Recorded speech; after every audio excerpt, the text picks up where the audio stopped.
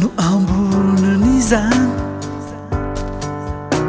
tsy misy intsony raha mbola eto an-tany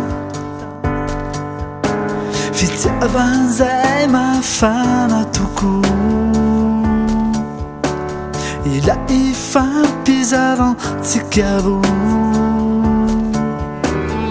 saikio ny manambara milaza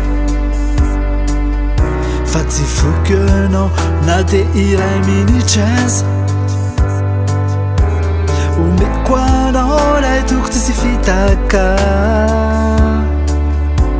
fo sy fanay mahay mankasitraka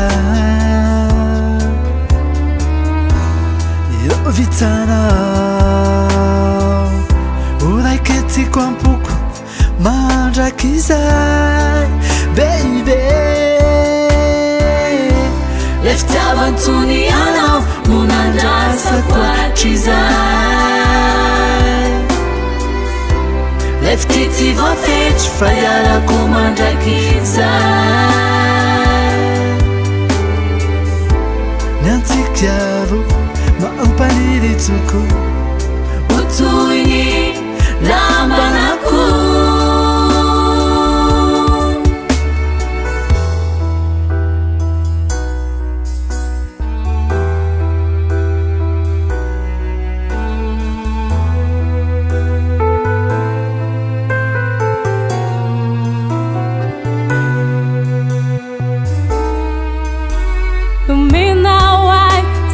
sino fipit